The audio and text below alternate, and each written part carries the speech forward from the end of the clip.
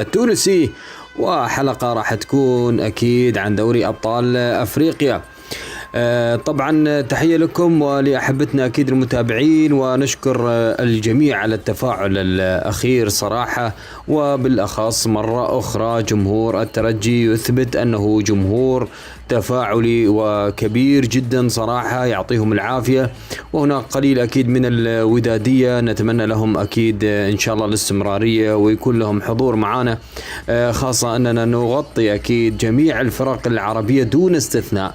ولكن صراحة إلى الآن جمهور الترجي يقدم دائما البصمة الكبيرة، ونشكرهم مرة ثانية. عموما كلمة الشكر هذه طبعا واجب وليس فقط تفضل، أو كما يدعي بعض الأشخاص تطبيل. التطبيل ربما أنت لا تسمعه إلا إذا كان للترجي.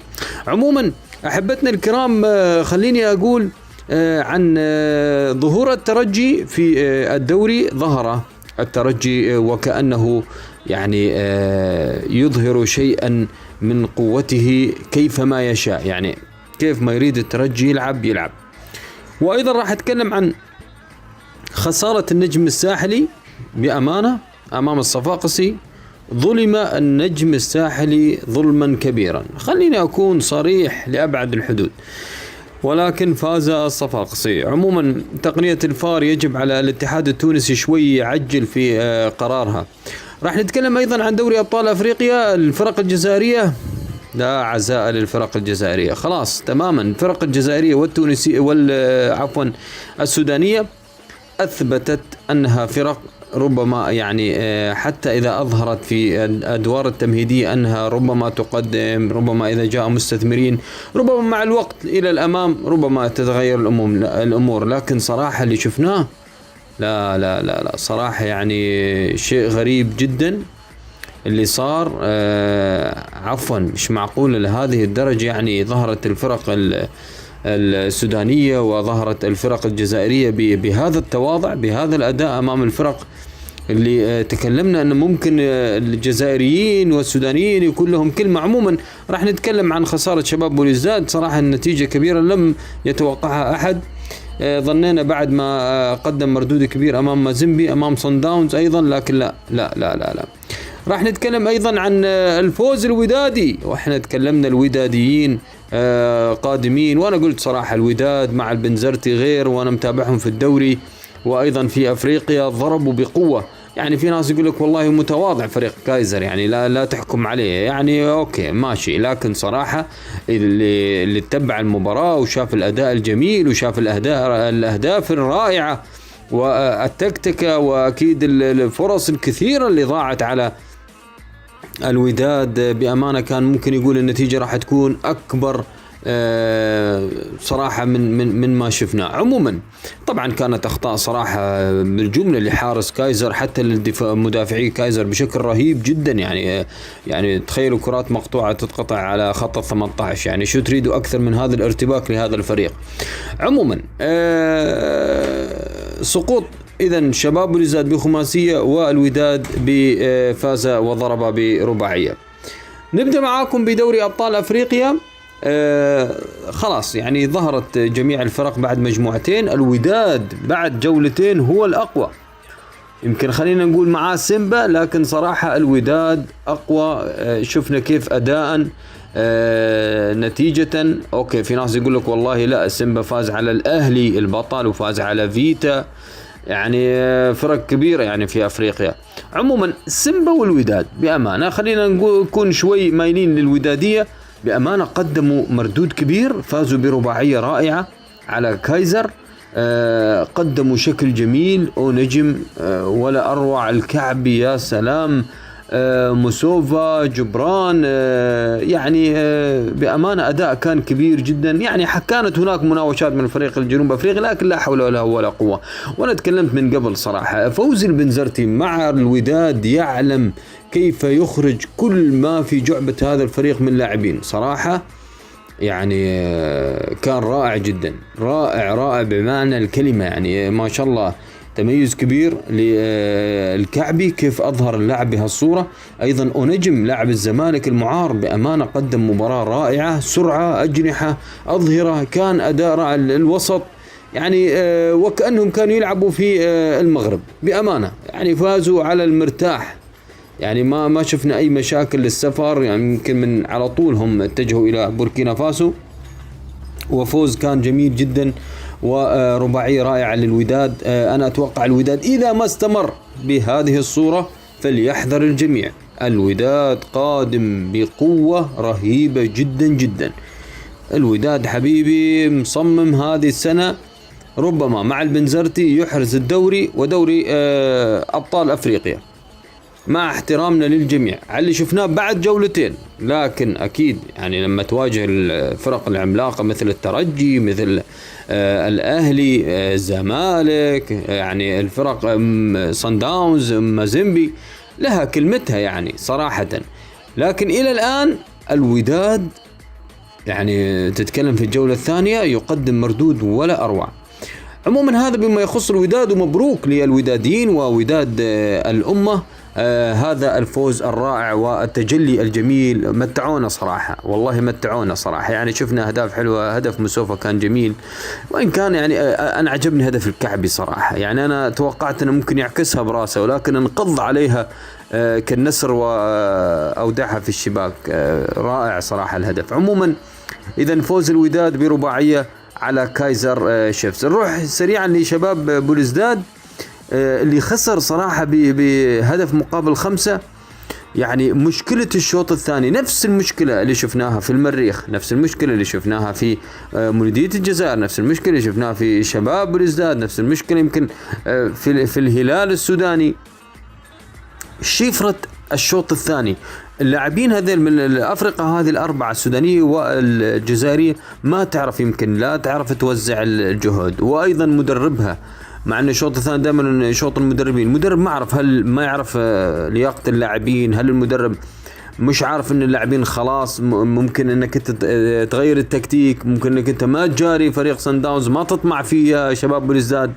لكن صراحة رغم النقص طمع فيه، يعني هدف مبكر من الدقيقة الخامسة وحالة طرد مع صن داونز صعبة، والله صعبة. شفنا انهيار كامل، انهيار مش طبيعي، وكأن صن داونز أصلا كان يلعب على فكرة وكأنه ضامن الفوز. يعني كنت أحس صراحة في ثقة كبيرة من لاعبي صن داونز في المباراة، عكس بولزداد في الشوط الثاني. يمكن الشوط الأول جارة وكان رائع، وهدف سعيود كان رائع جدا، الهدف جميل جميل جميل الشب، لكن صراحة سقوط مروع للفرق الجزائري. ما توقعنا، يمكن في حلقات سابقة أخذنا ضيوف من الجزائر وقالوا نحن قادمون ونحن راح نشوف ونحن راح نفعل وسترون، لكن سقوط كان صراحة يعني مؤلم للكرة الجزائرية.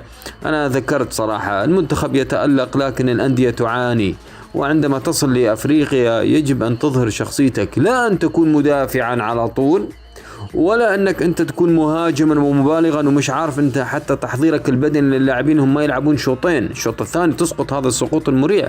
شفنا في المريخ، وشفنا أمام الأهلي وأمام أي فيتا كلوب، والهلال سقط في أكيد في مباراتين، ولم يستطع حتى أن يفك طلاسم فريق مازيمبي في الهلال. وأيضا بالنسبة لشباب بولزداد مولودية الجزائر لم يستطع حتى في الشوط الثاني أن يحافظ على فوزه. يعني كل هذه النتائج والمعطيات تعطيك أن الفرق السودانية والجزائرية غير جاهزة، غير داخلة، حتى وان دخل الاستثمار في السودان، لكن ما زالوا يحتاجوا للكثير صراحة. يعني عموما مدرب أتوقع هو عمل مدرب، لاعبين انهيار صراحة كان محزن.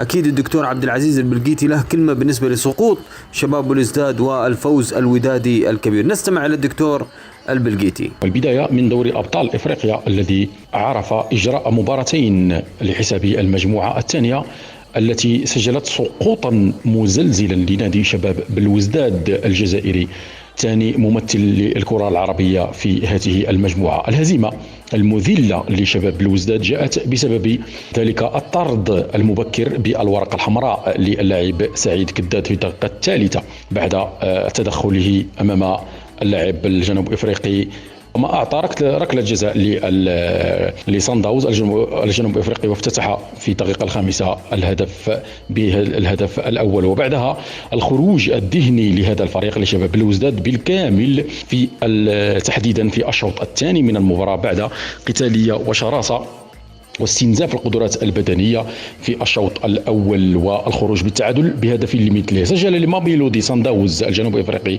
في الدقيقة قلنا الخامسة من ركلة جزاء تيمبا زواني، ركلة جزاء التي تسببت في خروج اللاعب الجزائري كداد. ونفس اللاعب الجنوب افريقي اللاعب ثيمبا زواني سجل ثنائيه كذلك في الدقيقه 55، وبيتر شاليلي في الدقيقه 48 ولوبو هانج موباي في الدقيقه 75، والخماسيه من توقيع اللاعب كيرميت إيرازموس في الدقيقه 89. الهدف الوحيد لبالوزداد سجله اللاعب امير سعيود في الشوط الاول الدقيقه 44. السقوط المدوي لشباب بالوزداد الجزائري يهوي بالفريق إلى ذيل جدول ترتيب المجموعة الثانية، وماميلودي صن داونز في المقدمة ب6 نقاط، ومازيمبي بنقطتين، والهلال السوداني ثالثا بنقطتين فقط. تعددت أسباب الهزيمة إذن العياء ربما بعد تلك الرحلة المكوكية لساعات طويلة، وعدم التحضير الذهني والبدني والنفسي والتكتيكي، وعدم إعطاء الخصم حجمه الحقيقي. صن داونز إذن فاز عن استحقاق على الهلال في السودان في المباراة الجولة الأولى بهدفين دون رد، وربما استصغار الخصم من طرف من طرف المدرب الفرنسي فرانك ديما، ربما لأنه لأول مرة لا أدري يخوض ربما الأدغال الإفريقية في هذه النسخة الجديدة لهذا الموسم. ربما لم يعرف قوة صن داونز أو لم يعطي لصن داونز مكانته وخطورته، لم يعي خطورة صن داونز الجنوب إفريقي الذي انتصر قلنا في الجولة الماضية على الهلال السوداني بهدفين نظيفين. ما شاهدناه كان كارثة بكل المقاييس للكرة الجزائرية والعربية. صراحة نأسف لهذا المشهد، وأقول أن الدموع انهمرت من أعيننا لأننا شاهدنا مهزلة ومستوى فني وتكتيكي وبدني في قمة في المهزلة لشباب الوزداد الجزائري. ماميلودي صن داونز تسيد وأرسل رسالة واضحة مفادها قادم بقوة للمنافسة على اللقب، يعني لا يتحدث ماميلودي صن داونز عن المرور إلى دور الربع،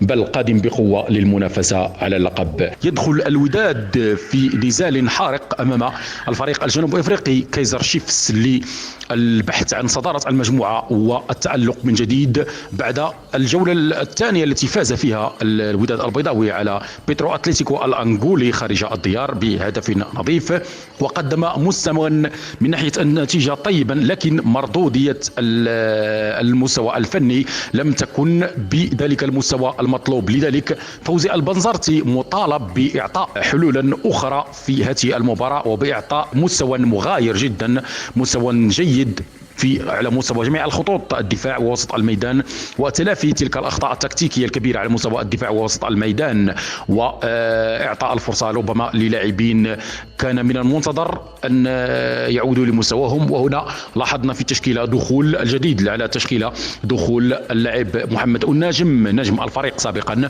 والمعار من طرف نادي الزمالك المصري. الناجم ربما سيعطي الإضافة خصوصا مع دخوله رسميا في التشكيلة الرسمية منذ لبداية المباراة. فوزي البنزرتي إذن يراهن على خط هجوم إذن المؤيد اللافي ومحمد الناجم ويحيى جبران كذلك في خط وسط الميدان والتقناوتي، إذن كلهم لاعبون متمارسون. وأظن أن الوداد الآن في صحة جيدة، يعني حضر جيدا للمباراة في ارتياح تام وفي تحضير ذهني وتركيز ذهني كبير من طرف المدرب فوزي البنزرتي الجنرال الملقب بالجنرال. وعلى ما أظن أن المباراة تسير للوداد البيضاوي الذي ينتظر منه أن يقول كلمته ويتصدر هذه المجموعة. الوداد يضرب بقوة وينتصر ينتصر ب4 أهداف للا شيء على نادي كايزر شيفس الجنوب افريقي في اطار المباراه المؤجله عن الدوره الاولى للمجموعه الثالثه من مسابقه دوري ابطال افريقيا. سجل للوداد اللاعب محمد النجم من الدقيقه 7 من اسيست جميل جدا للاعب مؤيد اللافي المتالق في صفوف الوداد، ونفس اللاعب مسجل اهداف محمد النجم يعود ويعطي اسيست جميل جدا لايوب الكعبي في الدقيقه 44 يسجل براسيه جميله، وسيمون مصوفا في الدقيقه 86 البديل يسجل للوداد الهدف الثالث، ويختتم حصة التسجيل للوداد يحيى جبران في الدقيقة 92 من المباراة، الدقيقة الثانية من الوقت بدل الضائع من ركلة جزاء. الوداد يرسل رسالة قوية للجميع: أنا قادم للمنافسة بقوة على أبطال إفريقيا في هذا الموسم، مع العلم أن كايزر شيفس تلقى بطاقة حمراء في حق لاعبه رمالوي مفاليلي في الدقيقة الأولى من الوقت البديل للمباراة. المباراة على العموم شهدت تفوقا طبعا للوداد البيضاوي، والذي تحكم على مستوى خط وسط الميدان والدفاع، وكانت الأخطاء التكتيكية قليلة جدا مقارنة مع المباراة الأولى أمام بيترو أتليتيكو الأنغولي. الوداد إذن يتصدر هذه المجموعة ب6 نقاط، متبوعا بحرية كونغري ب4 نقاط، وكايزر شيفس بنقطة واحدة، وبيترو لواندا ب0 نقطة. يتدين ترتيب المجموعة الثالثة. الوداد إذن بهذا المستوى كان مميزا صراحة بروح المجموعة، بقوة المجموعة، وبتكتله في على مستوى خط وسط الميدان والدفاع، مع العلم أن الوداد تراجع قليلا مع بداية الشوط الثاني، لكن الرغبة في فوز والرغبة في حصد نقاط المباراة كانت بادية منذ الأول. فوزي البنزرتي إذن نجح في اقتناص 3 نقاط ثمينة وكشر عن أنيابه، ورسالته تقول: قادم بقوة للمنافسة على دوري أبطال إفريقيا هذا الموسم. تحياتي كابتن عبد العزيز البلغيتي، إلى اللقاء. ننتقل أحبتنا إلى الدوري التونسي. يعني أنا راح أتكلم عن مباراتين بأمانة اللي تابعتهم الصدارة، يعني خلني أتكلم. وأكيد فوز الأفريقي على شبيبة القيروان، يعني يمكن هذه مواجهة الظل. فاز أكيد الأفريقي بكل سهولة على متذيل الترتيب. وأنا صراحة شبيبة القيروان أنا ما أعرف ليش أهلوه، وتأهل على فكرة بالكروت، بأفضلية الكروت يعني، وطلعوا هلال الشابة. وشوف الظهور المخزي بأمانة لشبيبة القيروان، يعني تلعب في الدوري درجة أولى وما عندك إلا نقطتين، وفريقك لا حول له ولا قوة. ليش يلعب كورة بأمانة؟ ليش يلعب كورة؟ مع احترامي الكبير للقيروانيين، ما في دافع، ما في أي شيء. معقولة كل من يجي يلعب ويفوز؟ عموما أكيد مبروك للأفريقي، الجميع يتمنى عودة فريق الشعب. طبعا فوز كبير، لكن خليني أتوقف أولا مع مباراة الترجي، بعدين نروح لأصفاقسي وفوز على النجم الساحلي. بأمانة الترجي في مباراته أمام مستقبل سليمان، الترجي قدم أول 10 دقائق وقدم آخر ربع ساعة، وما باقي المباراة كانت يعني حصلت عملية استرخاء من لاعبي الترجي، كرات مقطوعة في الوسط، مع أن لاعبي الترجي والله نار، من وسط، من الهجوم، من الدفاع. وكان طبعا الشعباني على كيف يبدل، يدخل هذا، رجع الدربالي، رجع بن غيث، رجع مش عارف مين، رجعوا كل اللاعبين ويبدل ويطلع يعني مستغرب أنا ليش خلوا مستقبل سليمان يهاجم الترجي بهذه الطريقة. طبعا مستقبل سليمان ضيع كم فرصة انفراد أيضا كان ممكن يتعادلوا، وبعدين تكتل دفاعي، وبعدين تعادل فوزي الترجي. ليش الترجي وضع نفسه بهذه الصورة؟ تقول لي عمل مدرب، هل المدرب يطلب من اللاعبين أن الكرة تتقطع منهم؟ هذه الثقة الزايدة، تساهل، يعني جابوا جول مبكر عن طريق الخنيسي وخلاص ريحوا. هذه المباريات خطيرة، يعني إذا أراد الترجي فعلا أن يستمر بشخصية قوية يجب عليه أن يلعب مثل الألمان. انزل الملعب، اجلد 7 6 8، ما توقف. أما تجيب لي هدف أول ربع ساعة واسترخاء تام لنهاية آخر ربع ساعة، بعد التبديلات والتغييرات بدأوا اللاعبين يشتغلوا. هنا طبعا شغل الشعباني، إن شاف بعض اللاعبين صار عندهم مثل تشبع يا أخي أنت، أو يعني استهزاء بالخصم. صراحة مستقبل سليمان أنا ما راح أقول لك كانوا أقوى، ولا راح أقول لك أنهم يستطيعوا أن يجاروا الترجي. والله لو قعدوا يلعبوا 360 دقيقة والله ما يقدروا حتى يجاروا الترجي، وأنا على ثقة بهالكلام. لكن يا أخي ليش تعطوهم الكرة؟ يعني لازم تحرموهم الكرة. يعني يا تلعب صح، مش كرات مقطوعة، مش يلا ارفع يلا خلص الكرة. صارت هناك هجمات معاكسة كان ممكن يسجل، لكن توقي أكيد خلصها بشكل يعني صراحة كان ثغرات كبيرة في دفاع مستقبل سليمان. ولكن الترجي كان رحيم، أنا أقول الترجي كان رحيم، واسترخاء ممكن كان يكلفه صراحة خسارة 3 نقاط. أقولها بكل صراحة يعني، لأن ما يكون الاسترخاء بهذه الطريقة. ولا أعاتب أبدا الشعباني، اللاعبين مستقبل سليمان لا يملك أي مؤهل اللي شفته، ولا أي مؤهلات صراحة أنه يغلب الترجي. والله من هنا لكم سنة على اللاعبين اللي شفتهم للترجي، يا سلام، عودة الدربالي وعودة الجميع. الترجي الآن بما يملك من لاعبين بأمانة، إذا كانوا في الفورمة ولعبوا صح مع الشعلالي وكل اللاعبين، ما حد يقدر يوقف الترجي، ما حد يقدر يوقف الترجي، وهذا تحدي. لكن بهذه الروح والاسترخاء اللي صارت أمام مستقبل سليمان، ثم تسجل آخر ربع ساعة تشتغل، لا لا لا لا لا لا لا لا لا لا. يجب أن يكون للشعباني وحمدي المدب وقفة مع اللاعبين، إنه ما يحصل مثل هذه الأمور واسترخاء بالمنافسين أبدا. عموما كان الترجي يقدر يخلصها. أيضا عودة الهوني كان أداء رائع صراحة، كان ممكن الترجي يفوز بنتيجة كبيرة، لكن استرخاء، ما أعرف استرحام، ما أعرف شو نسميه صراحة، يعني ما عجبني هذا الشكل. عموما فاز الترجي، وطبعا يعني صراحة في تونس في الدوري التونسي الترجي يلهو كما يشاء حقيقة، يعني هذا ملعبه. نروح للنجم الساحلي والصفاقسي. الصفاقسي والنجم الساحلي الكلاسيكو الجميل جدا، كانت مباراة مثيرة بمعنى الكلمة. الصفاقسي طبعا سجل هدف ولا أروع، يعني صراحة أيضا الحارس المثلوثي البلبولي صراحة يعني مش هو الحارس القديم، يعني خلاص يعني النجم الساحلي يصعد لحارس أفضل منه بأمانة. يعني أعطيكم إياها من الآخر، حارس تفلت من الكورة، حارس ما يعرف يقدر شوته من بعيد بهذه الطريقة، وحتى رمية جسمه رمية بطيئة بالنسبة للحارس، وكأنه عجوز، رجل كبير كهل في العمر ما قادر يرمي نفسه صح. لا يعني كلف حتى النجم الساحلي هذه الخسارة. هذا الهدف أنا أتوقع كان ممكن يشيله، نعم كان يقدر يشيله، لأنه مش بذيك القوة، لكن هو رميته للجسم كانت بطيئة جدا من حارس النجم. الله أحمله هذا الهدف بأمانة.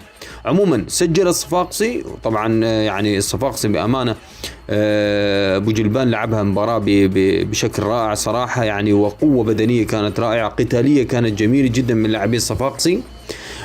طبعا النجم الساحلي بادل الصفاقسي الهجمات، وشفنا ما بين طوال ولبيان كونيري هجمة وأضاع الفرص، لكن في هدف صراحة. الهدف اللي احتسب تسلل بأمانة هدف صحيح 100%. عدت ووقفت على الخط ورجعت للفيديو ورجعت للصورة وحطيت وقدمت وسويت. ظلم النجم الساحلي بهذا الهدف. وفي أكثر من كرة، أنا ما راح أقول هو النجم الساحلي لاعبيه اعتمدوا على بعض التمثيل والتحايل، لكن في أيضا كرة كان ممكن فيها ركلة جزاء للنجم الساحلي. صنع كل شيء لأسعد الدريدي، لكن اللاعبين نجم تسرع يا ساتر، وتقول الكرة ملتهبة نارية ما عاوزين يخلصوا منها من أقدامهم. يا أخي العب كرة، نزل العب باصات، اهداش فيك أنت الطوال النجم الساحلي. يعني غريب العجلة وكأنهم خلاص مستعجلين على الهدف. وشفنا أيضا الصفاقسي بادلهم بالقوة البدنية وكان يوقفهم بالقوة البدنية، وفعلا نجحوا صراحة. كانت هناك قوة بدنية، خلينا نتكلم بأمانة من الطرفين يعني، وكان ممكن تفلت المباراة يعني من الصراحة من حتى حكم المباراة. لكن في النهاية أنا أشوف ظلم النجم الساحلي في هذه المباراة، والعجلة اللي شفناها. يعني أنا ما أتوقع أن النجم الساحلي بهذا الشكل أعجب أي حد من جمهور النجم الساحلي. بعد النتائج الجميلة والرائعة تيجي تسقط بهذه الطريقة. ما كان فيه لعب يعني جميل، تشعر أن مباراة جميلة أو هجمة منظمة. ما في التنظيم واللمسة الأخيرة مش موجودة في النجم الساحلي. حتى كوليبالي ما كان موجود، كان يركض ما هو عارف وين رايح، كان يدخل ما بين المدافعين ومش موجود دائما أمام طبعا المهاجمين أو حتى لاعبي الوسط إنهم يصنعوا له أي كرة. يعني ما كان موجود كوليبالي بأمانة. وأنا صراحة عجبني في الصفاقسي الأداء، المنظومة كلها ككل في الصفاقسي دافعت بشكل رائع، المرتدات، المحافظة على الكرة، الأخطاء الفنية التكتيكية عجبتني في الصفاقسي بأمانة. وإن كان الشواط طبعا نزل بديل، لكن يعني النجم الساحلي يحتاج صراحة من الأسعد إنه يعني شغل كبير بالنسبة لهذه العجلة والتسرع اللي كلفهم خسارة المباراة. وإن كنت أقول إن الهدف اللي سجله النجم الساحلي هدف صحيح 100% وأتحدى فيها.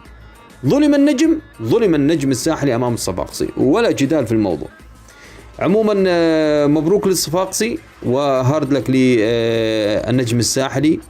أكيد الدوري لسه طويل، ولكن أنا أتوقع بالنسبة لي الصدارة يعني يجب من الثاني للأخير انسوا الموضوع. يعني ما حد له دخل في الترجي، خلوا واحد وخليه يلعب. لكن الصفاقسي بأمانة أثبت أنه فريق كبير، وإن كان هناك ظلم على النجم لكن شو دخل الصفاقسي؟ المهم انه فاز. أنا دائما أتكلم فيها خطأ تحكيمي لا دخل للصفاقسي فيه.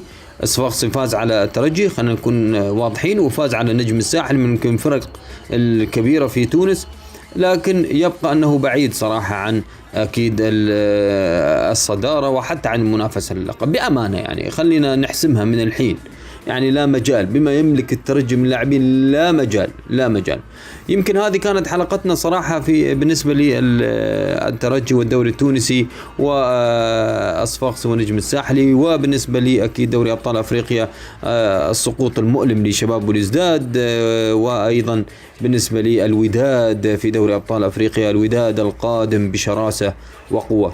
آراءكم وتحليلاتكم وتعليقاتكم أكيد تسرنا، لا تنسونا أكيد من الاشتراكات والإعجابات والتعليقات. شكرا لكم، في أمان الله.